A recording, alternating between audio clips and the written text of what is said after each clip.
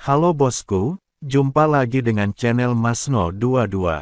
Sebelum lanjut ceritanya jangan lupa subscribe, like, satu lagi jangan di-skip nontonnya ya. Terima kasih. Apa? Humazi langsung bersemangat mendengarnya. Apa katamu? Apakah ini berarti arwah bangsaku masih ada? Yu Wuji mengangguk, seharusnya begitu.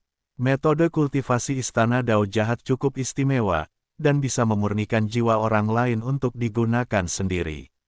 Dia mengambil begitu banyak jiwa dari keluarga Hu. Saya khawatir dia tidak bisa memurnikan mereka semua sekaligus. Mungkin saja beberapa jiwa mereka masih ditawan. Mata Humazi berkaca-kaca karena kegembiraan. Hebat. Hebat. Selama semangat itu masih ada, rakyatku masih punya harapan untuk kebangkitan. Chen Ping pun menghela napas lega. Ia menepuk bahu Humazi dan berkata, Tuan Hu, jangan khawatir. Kami pasti akan menyelamatkan jiwa rakyat kami dan membiarkan mereka beristirahat dengan tenang. Aku juga bisa membantu. Aku bisa mencari kesempatan untuk bertanya kepada saudaraku tentang keberadaan arwah keluarga Hu. Seperti yang kau tahu, kuil jalan jahat memiliki cabang di mana-mana, mengumpulkan hal-hal seperti jiwa orang mati dan roh-roh. Jika kau tidak memiliki seseorang untuk membantumu mencari tahu, akan sulit bagimu untuk menemukan mereka. Yu Wuji berkata cepat-cepat. Dia mengatakan ini hanya untuk menyelamatkan hidupnya sendiri. Hanya jika dia berguna, dia bisa menyelamatkan hidupnya. Chen Ping melirik Yu Wuji yang tampak seperti anjing tersesat, lalu berkata dengan dingin, untuk saat ini, aku akan mengampuni nyawamu. Namun, jika kau berani berbuat jahat, aku berjanji akan menghancurkan jiwamu dan tidak akan pernah bereinkarnasi. Yu Wuji buru-buru bersujud, aku tidak berani, aku tidak berani. Tuan Chen, tenang saja, aku akan berusaha sekuat tenaga untuk mencari tahu beritanya, dan aku tidak berani berbohong. Ia sudah dibuat ketakutan setengah mati oleh Nan Batian, dan merasa beruntung masih bisa bertahan hidup saat ini. Bagaimana mungkin ia berani memikirkan hal lain? Ia mendesah panjang, dan punggungnya basah oleh keringat dingin. Humazi begitu marah mendengar ini hingga giginya gatal. Permusuhan berdarah antar anggota sukunya bergejolak di hatinya. Ia menatap penyihir Yu Yue yang gemetar, dan secercah kekejaman terpancar di matanya. Ia berjalan menuju Yu Yue selangkah demi selangkah. Yu Yue begitu ketakutan hingga wajahnya memucat dan ia menyusut, lalu bersembunyi di balik Yu Wuji. Ayah, selamatkan aku, teriak Yu Yue, suaranya penuh ketakutan. Kelopak mata Yu Wuji berkedut liar, tetapi dia tetap menundukkan kepalanya, tidak berani menatap Humazi. Bahkan nyawanya sendiri ada di tangan orang lain, jadi bagaimana mungkin ia berani peduli dengan hidup atau mati putrinya. Ia hanya bisa berpura-pura tidak mendengar dan menancapkan kukunya dalam-dalam ke telapak tangannya untuk menyembunyikan rasa malunya.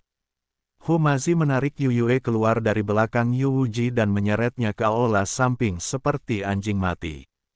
Tangisan Yu Yue segera berubah menjadi isak tangis yang tertahan, dan kemudian menjadi erangan kenikmatan. Di luar aula samping, tubuh Yu Wuji sedikit gemetar, tetapi dia tidak berani mengatakan sepatah kata pun. Chen Ping menatapnya dengan dingin, tetapi tidak menghentikannya. Beberapa utang memang harus dilunasi. Namun dia sangat mengagumi Humazi yang sangat jago di ranjang. Setengah jam kemudian, Humazi keluar dari aula samping dengan ekspresi puas. Yu Yue mengikutinya. Tatapan yang ia berikan kepada Humazi tidak mengandung amarah atau kebencian, melainkan sedikit kepuasan. Ini jelas berarti Anda mendapatkan sesuatu darinya dan Anda merasakan manisnya. Chen Ping, ayo pergi, kata Humazi. Chen Ping mengangguk dan menatap Yu Wuji, aku memberimu waktu 3 hari. Aku ingin tahu keberadaan jiwa keluarga Hu. Setelah 3 hari, aku akan datang menemuimu lagi. Ya, Yu Wuji menjawab dengan cepat. Mereka bertiga meninggalkan istana iblis hitam, dan Nan Batian berkata dengan suara berat, sebagian besar pasukan di Gunung Jiupan berkolusi dengan istana iblis hitam. Bahkan ketika keluarga Hu dihancurkan, banyak pasukan yang terlibat. Mengapa tidak memanfaatkan kesempatan ini untuk menghabisi mereka sekaligus? Mata Chen Ping berkilat dingin, itulah yang kumaksud. Karena kita akan bertindak, sekalian saja kita potong rumput liar dan cabut akarnya untuk menghindari masalah di masa mendatang. Hu Mazi bahkan lebih bersemangat untuk bertarung, sudah waktunya untuk menghadapi mereka. Mereka bertiga segera mulai menghadapi pasukan di Gunung Jiupan. Dengan Nanbatian di sekitar, beberapa pasukan kecil dihancurkan hanya dengan lambaian tangan mereka. Dalam waktu kurang dari sehari, puluhan pasukan, besar dan kecil, di Gunung Jiupan sebagian besar musnah, darah mengalir seperti sungai, dan ratapan ada di mana-mana. Kekuatan-kekuatan yang pernah mengandalkan istana kejahatan hitam untuk menindas orang lain bahkan tidak memiliki kesempatan untuk memohon belas kasihan dan hancur total. Di aula utama istana setan hitam, bau darah belum hilang. Yu Wuji memandangi mayat-mayat yang tergeletak di tanah, lalu melirik ke arah aula samping. Kepatuhan di matanya telah lama tergantikan oleh kekejian. Dia perlahan berdiri tegak, jari-jarinya di bawah jubah hitam berubah menjadi putih karena kekuatan yang dia miliki, dan tatapan merendahkan yang dia tunjukkan kepada Chen Ping barusan menghilang. Ayah, Yu Yue berjalan dengan takut-takut, dengan noda masih di roknya. Dia menundukkan kepalanya, tidak berani menatap mata Yu Wuji. Yu Wuji tiba-tiba menoleh, dan mata merahnya membuat Yu Yue gemetar seluruh tubuhnya. Dia maju beberapa langkah dan mencengkeram pergelangan tangan putrinya, suaranya penuh amarah yang tertahan, penghinaan. Ini penghinaan terbesar yang pernah dialami istana iblis hitamku dalam 100 tahun. Aku ayah yang tidak kompeten, dan aku membiarkanmu diperlakukan oleh hantu tua hina seperti itu. Ayah, tolong jangan seperti ini. Yu Yue malah lebih tenang. Ia mengangkat kepalanya dengan rona merah aneh di wajahnya. Meskipun Hu Mazi sudah tua, dia jauh lebih baik daripada murid-muridmu. Lagi pula, dia benar-benar memberiku rasa yang belum pernah kualami sebelumnya. Anda, Yu Wuji sangat marah hingga seluruh tubuhnya gemetar, tetapi dia tercekik oleh cahaya nakal di mata putrinya dan tidak bisa berkata apa-apa. Dia menepis tangan Yu Yue, membalikkan badan, menatap awan gelap yang bergulung di luar aula, lalu menggumamkan beberapa patah kata dari sela-sela giginya, Chen Ping. Hu Mazi, perseteruan ini tak terdamaikan. Yu Yue merapikan pakaiannya yang berantakan dan berjalan ke sisi ayahnya. Suaranya berubah dingin dan muram, ayah, ini bukan saatnya kita berdebat. Chen Ping mendapat dukungan dari Nanbatian. Tidak ada tempat bagi kita di surga keempat. Aku tahu. Yu Wuji menarik napas dalam-dalam, kilatan tajam melintas di matanya. Chen Ping pikir dia bisa mengendalikan segalanya dengan mengampuni nyawaku. Dia meremehkanku, Yu Wuji. Karena dia punya dendam terhadap istana Dao jahat, maka kita akan pergi ke istana Dao jahat. Maksudmu, kau ingin mencari paman keduamu. Mata Yu Yue berbinar. Bagus. Yu Wuji mengangguk, pamanmu, Yu Wuxi, memiliki status tinggi di istana Dao jahat. Meskipun Chen Ping bilang dia hanya punya sedikit jiwa, dengan kekuatan istana Dao jahat, pamanmu bisa dengan mudah membangun kembali tubuhnya. Selama kita menggabungkan kekuatan istana Dao jahat, kita pasti bisa memastikan Chen Ping mati tanpa tempat pemakaman. Dia berjalan ke sudut, mengulurkan tangan dan meraba-raba di bawah ubin lantai yang longgar sebentar, lalu mengeluarkan sebuah kantong penyimpanan hitam. Ini adalah harta karun yang dikumpulkan oleh istana iblis hitam kita selama beberapa generasi, cukup bagi kita untuk membuka pintu-pintu di surga kelima. Berkemaslah, kita pergi sekarang. Yu Yue menanggapi dan berbalik untuk mengemasi barang-barangnya. Yu Wuji menatap aula kosong itu, senyum sinis tersungging di bibirnya. Chen Ping, apa kau pikir aku akan membantumu menemukan jiwa keluarga Hu? Tunggu, sebentar lagi aku akan membiarkanmu menyaksikan jiwamu dimurnikan oleh aula Dao jahat dengan mata kepalamu sendiri. Ayah dan anak itu memanfaatkan malam itu untuk menghindari para biksu yang berpatroli dan diam-diam meninggalkan istana iblis hitam. Sebelum pergi, Yu Wuji sengaja menghapus semua jejak, seolah-olah tidak ada seorang pun yang pernah tinggal di sana. Pada saat yang sama, Chen Ping, Nan Batian dan Hu Mazi berdiri di luar gerbang Gunung Cilianmen. Gerbang Cilian dibangun menghadap gunung. Totem ular raksasa diukir di kedua sisi gerbang, memancarkan suasana suram. Saat itu, para penjaga di depan gerbang gunung sudah menyadari gerakan yang tidak biasa itu. Mereka menghunus senjata dan menatap 3 orang di depan mereka dengan waspada. "Siapa kau? Beraninya kau menerobos gerbang Cilianku?" teriak penjaga terdepan dengan tegas. Hu Mazi melangkah maju dengan senyum ganas di wajahnya. "Katakan pada tuanmu bahwa kakek Hu ada di sini untuk membalas dendam padanya. Biarkan peri ular merah itu keluar dan mati."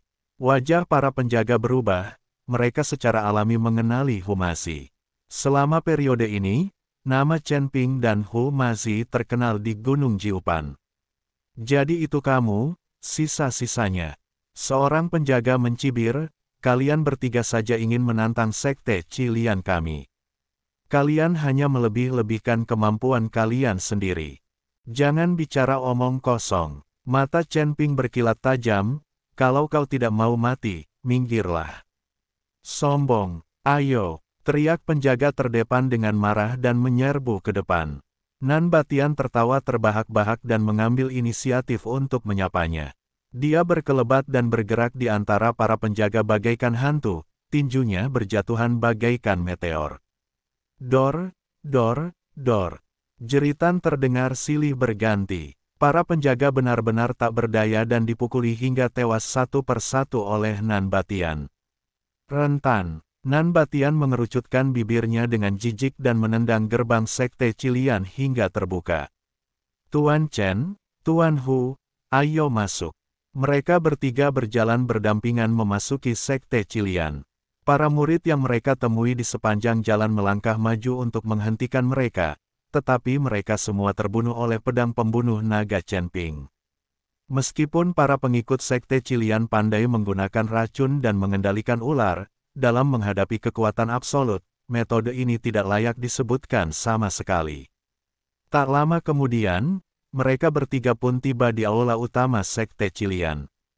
Peri ular merah sedang duduk di singgasana di tengah aula, menatap mereka dengan wajah muram. Di sampingnya berdiri puluhan master dari alam abadi bumi, dan mereka jelas sudah siap. "Chen Ping, Hu Mazi, beraninya kalian menerobos masuk ke sekte Cilian milikku."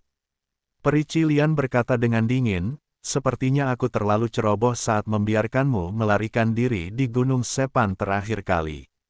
"Peri Cilian, berhentilah bicara omong kosong." Mata Hu Mazi berkilat penuh api dendam, "Dulu kau ikut serta dalam pembantaian keluarga Huku, hari ini aku akan membuatmu membayarnya dengan darah." "Hanya kalian," Peri Cilian mencibir, "jangan lupa, aku sekarang adalah Dewa Bumi tingkat 4, dan aku punya banyak sekali bawahan. Tak satu pun dari kalian akan pergi hidup-hidup hari ini." "Ya." Nan Batian melangkah maju, dan auranya tiba-tiba meledak, "Kalau begitu aku ingin melihat seberapa kuat dirimu, alam abadi bumi tingkat keempat." Aura puncak tingkat ketujuh alam abadi duniawi menjulang di atas mereka bagai gunung, dan peri ular merah beserta para guru di sekelilingnya tiba-tiba mengubah warna kulit mereka dan kesulitan bernapas. Bumi alam abadi tingkat ketujuh. Mata peri ular merah dipenuhi ketakutan. Ia tak pernah menyangka Chen Ping dan Hu Mazi akan menemukan penolong sekuat itu. "Mulai." Nan Batian memberi perintah dan bergegas maju terlebih dahulu. Dia sangat cepat dan langsung tiba di depan seorang ahli alam abadi duniawi tingkat ketiga dan menjatuhkannya dengan satu pukulan. Melihat hal itu, para master lainnya pun bergegas maju untuk menyerang, namun dengan mudah dihalau oleh Nan Batian. Chen Ping menghadapi peri ular merah. Peri ular merah tahu bahwa dirinya bukan tandingannya dan ingin melarikan diri, tetapi dihalangi oleh pedang pembunuh naga Chen Ping. "Mau lari kemana kau?" Chen Ping mendengus dingin, dan pedang pembunuh naga, dengan energi pedang emas, menebas peri ular merah. Peri ular merah hanya mampu bertahan dan segera terjatuh dalam posisi yang tidak menguntungkan. Luka terus muncul di tubuhnya, dan darah mengotori jubah merahnya. Humazi berada di pihak yang membersihkan murid-murid yang tersisa. Mantranya bagaikan sabit dewa kematian, merenggut nyawa setiap kali ia mengayunkannya. Ia ingin membuat mereka yang terlibat dalam perang genosida membayar harga yang mahal. Pertempuran itu berakhir dengan cepat. Nanbatian sendirian membunuh semua penguasa alam abadi bumi dari Sekte Qilian. Peri ular merah terluka parah oleh Chen Ping dan terjatuh ke tanah, lalu sekarat. Humazi menghampiri peri ular merah dengan senyum kejam di wajahnya. Peri ular merah, aku tidak menyangka kau akan berakhir seperti ini, kan? Saat kau membasmi keluarga Huku, apa kau pernah berpikir akan ada pembalasan? Peri ular merah mengangkat kepalanya dengan susah payah, matanya dipenuhi rasa enggan dan takut. Humazi, kau tak bisa membunuhku. Aku murid sekte luar lembah 10.000 racun surga kelima. Jika kau membunuhku, lembah 10.000 racun tak akan membiarkanmu pergi. Lembah 10.000 racun, Humazi mencibir. Begitu aku membalas dendam, tentu saja aku akan pergi dan membalas dendam pada mereka. Kau harus memikirkan dirimu sendiri dulu.